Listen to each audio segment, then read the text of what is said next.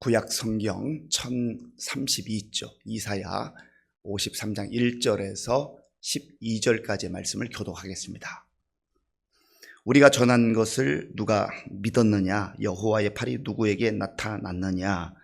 그는 주 앞에서 자라나기를 연한 순 같고 마른 땅에서 나온 뿌리 같아서 고운 모양도 없고 풍채도 없은즉 우리가 보기에 흠모할 만한 아름다운 것이 없도다. 그는 멸시를 받아 사람들에게 버림받았으며 간고를 많이 겪었으며 질고를 아는 자라. 마치 사람들이 그에게서 얼굴을 가리는 것 같이 멸시를 당하였고 우리도 그를 귀히 여기지 아니하였도다. 그는 실로 우리의 질고를 지고 우리의 슬픔을 당하였거늘 우리는 생각하기를 그는 징벌을 받아 하나님께 맞으며 고난을 당한다 하였노라. 그가 찔림은 우리의 허물 때문이요 그가 상함은 우리의 죄악 때문이라. 그가 징계를 받음으로 우리는 평화를 누리고 그가 채찍에 맞음으로 우리는 나음을 받았도다. 우리는 다 양 같아서 그릇 행하여 각기 제 길로 갔거늘 여호와께서는 우리 모두의 죄악을 그에게 담당시키셨도다. 그가 곤욕을 당하여 괴로울 때에도 그의 입을 열지 아니하였음이여 마치 도수장으로 끌려가는 어린 양과 털 깎는 자 앞에서 잠잠한 양같이 그의 입을 열지 아니하였도다. 그는 곤욕과 신문을 당하고 끌려갔으나 그 세대 중에 누가 생각하기를 그가 살아있는 자들의 땅에서 끊어짐은 마땅히 형벌받을 내 백성의 허물 때문이라 하였으리요.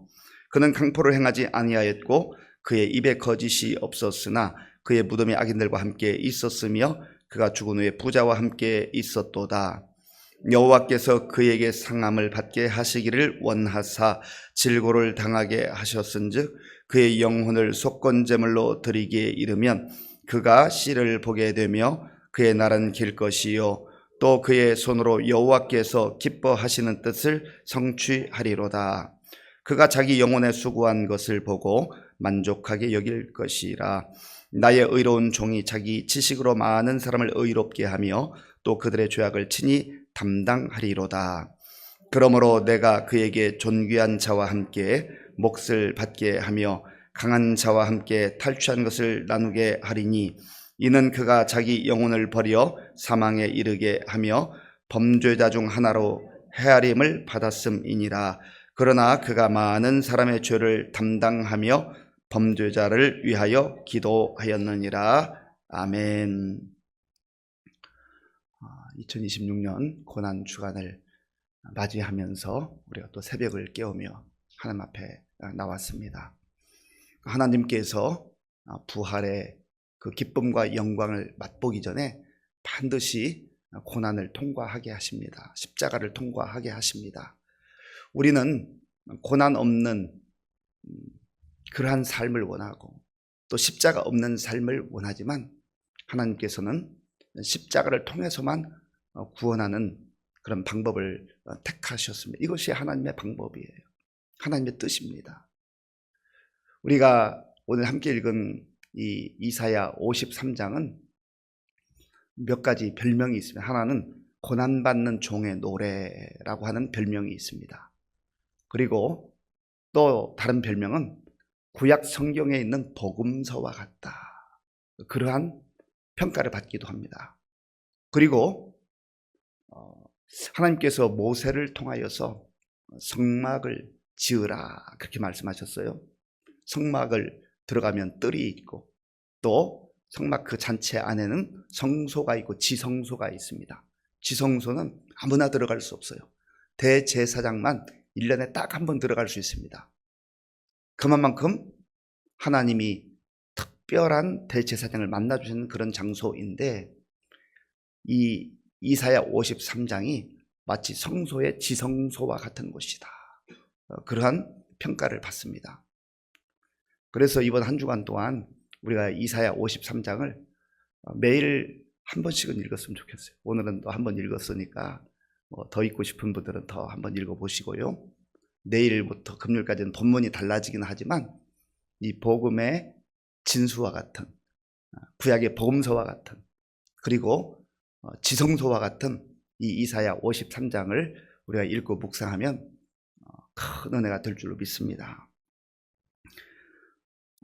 처음에 이렇게 시작하죠. 우리가 전한 것을 누가 믿었느냐? 우리가 전한 것을 누가 믿었느냐? 전해도 믿지 않는다라는 거예요. 선지자들이 하나님 말씀을 받아서 전해도 사람들이 귀를 막고 듣지 않는다라는 겁니다. 왜냐하면 그게 마음에 안 드는 거예요. 자기 생각하고 안 맞는 거예요. 자기 방법하고 안 맞는 겁니다. 그러니까 자기 생각으로 거절하는 거예요. 하나님의 말씀에는 귀를 닫고 세상의 소리에 귀를 기울입니다. 사람들의 소리에 귀를 기울입니다. 그리고 자기 내면의 소리에 귀를 기울입니다. 우리의 영적 채널을 하나님께 향하고 또 하나님의 음성을 그래야 들을 수 있는데 듣지 않고 믿지 않는다라는 거죠. 그런 면에서 우리가 예수를 믿게 됐다는 것, 복음을 듣고 믿게 됐다는 것, 하나님의 말씀을 듣고 믿게 됐다고 하는 것이 그게 기적입니다. 그게 은혜입니다. 우리의 일생 가운데 가장 잘한 것이 있다고 한다면 예수님 믿은 거예요. 앞으로도 우리가 살아가면서 가장 중요하게 여길 일이 있다고 한다면 예수님을 끝까지 잘 믿는 거예요.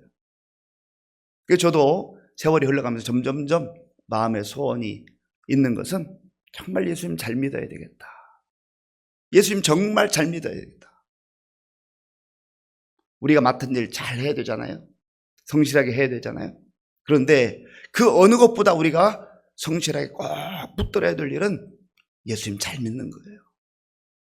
예수님을 깊이 아는 거예요. 예수님을 깊이 만나는 거예요. 예수님과 늘 동행하는 겁니다. 그것이 우리의 가장 복된 삶인 줄도 믿습니다. 우리만 그런 게 아니에요. 우리의 자녀들도 마찬가지. 우리 자녀들이 정말로 잘 되기를 바라잖아요. 복된 삶을 살기를 원하잖아요. 행복한 삶을 살기 원하잖아요. 그러면 예수 잘 믿도록 기도해야 돼요. 예수 잘 믿을 수 있도록 권하고 기도하고, 그래서 믿음의 가문을 이루고 믿음의 자손들이 될 때에 하나님이 기뻐하는 그런 영광스러운 삶을 살아가게 되는 것입니다. 고난받는 종의 노래인데 사실은 이 고난받는 종은 누구를 일컫냐면 메시아로 이 땅에 오시는 예수님을 예표하는 겁니다. 구약에 있는 모든 내용은 하나님께서 약속하신 메시아를 바라보게 하는, 예수님을 바라보게 하는 거예요. 우리가 예수님의 탄생을 기준으로 그 전에 있는 약속을 구약이라고 합니다. 먼저 받은 약속. 그리고 예수님이 이 땅에 오심으로부터 새롭게 시작된 새로운 약속, 신약. 그래서 구약과 신약으로 나누게 되는 거예요. 그 정점에 예수님이 있는 겁니다. 예수님께서 메시아로 이 땅에 오시는데 화려한 모습으로, 영광스러운 모습으로 오셔야 됨에도 불구하고 예수님은 사람들이 보기에 너무 초라한 모습으로 오셨다는 거예요. 그러니까 사람들이 그 예수님을 겉모양으로 보면서 메시아로 인정하지 않는 거예요. 2절 말씀, 3절 말씀, 2절 3절 제가 읽겠습니다. 그는 주 앞에서 자라나기를 연한 순 같고 마른 땅에서 나온 뿌리 같아서 고운 모양도 없고 풍채도 없은즉 우리가 보기에 흠모할 만한 아름다운 곳이 없도다. 그는 멸시를 받아 사람들에게 버림받았으며 간고를 많이 겪었으며 질고를 아는 자라. 마치 사람들이 그에게서 얼굴을 가리는 것 같이 멸시를 당하였고 우리도 그를 귀히 여기지 아니하였도다. 아멘. 그는 주 앞에서 자라나기를 연한 순 같고, 예수님은 만왕의 왕이잖아요. 하나님이시잖아요. 하나님의 아들이시잖아요. 그런데 왜 연한 순 같고라고 표현을 하는 겁니까? 약하다는 거죠. 고운 모양도 없고 풍채도 없은즉 우리가 보기에 흠모할 만한 내용이 없다. 왜 그렇습니까? 백성들이, 유대인들이 기대하는 메시아는요, 나사렛이 아닌 예루살렘에서 태어나셔야 해요. 예루살렘에서 화려한 모습으로 오셔야 돼요. 그분이 왕이라면, 그분이 자기 민족을 구원할 그런 메시아라고 한다면 베들레헴의 마구간 같은 데서 태어나면 안 됩니다. 왕궁에서 태어나야 돼요. 그러니까 예수님의 탄생부터 사람들이 기대하는 거와 어긋나는 거예요. 그러니까 거들떠 보지 않는 겁니다. 아이, 무슨 메시아가 그런 마구간에 태어나. 심지어 나다넬 같은 사람도 무슨 나사렛에서 선한 것이 나올 수 있겠어. 이 나다넬을 경고한 사람이었어요. 메시아를 기다리는 사람이었어요. 그런데 그런 사람들조차도 마구간에 태어났다고? 나사렛에 태어났다고? 그러면 메시아가 아니지. 메시아가 될 수 없지. 이게 사람들의 생각이에요. 저와 여러분들도 예수를 믿을 때 많은 경우 내 생각으로 판단하는 경우가 있어요. 정말 예수님이라면 그러면 안 되지. 하나님 뜻이라면 이게 아니지. 내가 다 이렇게 저렇게 판단하고 내 범위에 하나님을 자꾸 가두어 놓으려고 해요. 하나님이 위대하신 분이고 크신 분인데 그 하나님을 내 손바닥 위에 올려놓고 하나님은 적어도 이런 분이셔야지라고 자기가 만들어가는 거예요. 그런데 예수님은 그렇지 않다라는 거죠. 자, 그러면 이 복음의 진수와 핵심은 어디에 있는가? 4절부터 6절.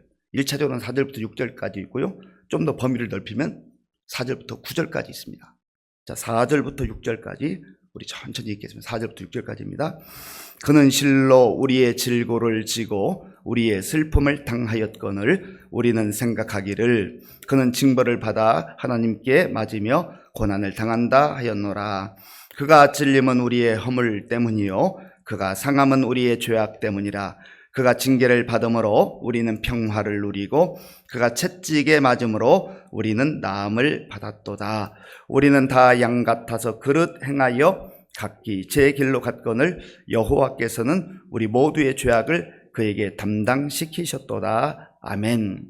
그는, 예수님은, 메시아는 실로 질고를 지고 누구의 슬픔을 당했어요? 우리의 슬픔을 당하였다.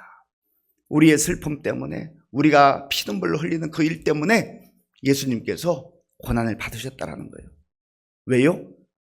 우리의 그 슬픔을 제하시기 위해서, 그 눈물을 없애주시기 위해서 그렇게 예수님이 고난당하시고 십자가를 지셨다는 겁니다. 그런데 사람들은 그렇게 생각하지 않아요. 우리는 생각하기를 좀 범위를 좁으면 나는 그렇게 생각하지 않는다.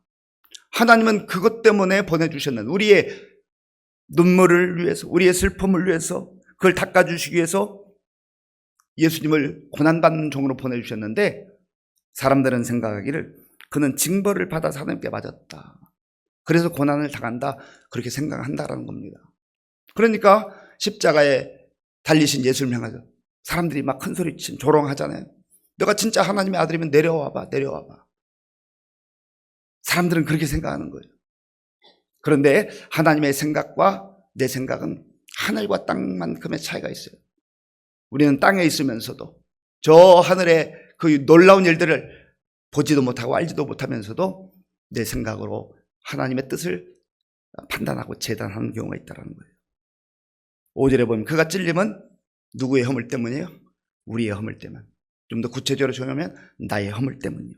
그가 상함은, 예수님께서 상하심은 예수님이 죄가 있어서가 아니라 우리의 죄악 때문이라, 나의 죄악 때문이라. 그가 징계를 받음으로 우리가 무엇을 누려요? 평화를 누린다. 예수님이 고난받으시고 예수님이 그 십자가에 달리셨기 때문에 우리에게 평화가 임한 거예요. 평화로다. 하늘 위에서 내려오네. 이 평화는 군사력을 증강시킨다고 해서 얻을 수 있는 게 아니에요. 그런 평화가 아니에요. 사람이 죄가 있으면 짓눌려요. 불안해요. 두려워요. 사람이 죄 지으면요 평화를 잃어버리게 돼 있어요. 평화를 누리지 못하게 돼 있어요. 그래서 이 평화는 마음속에 하나님이 주시는 평화.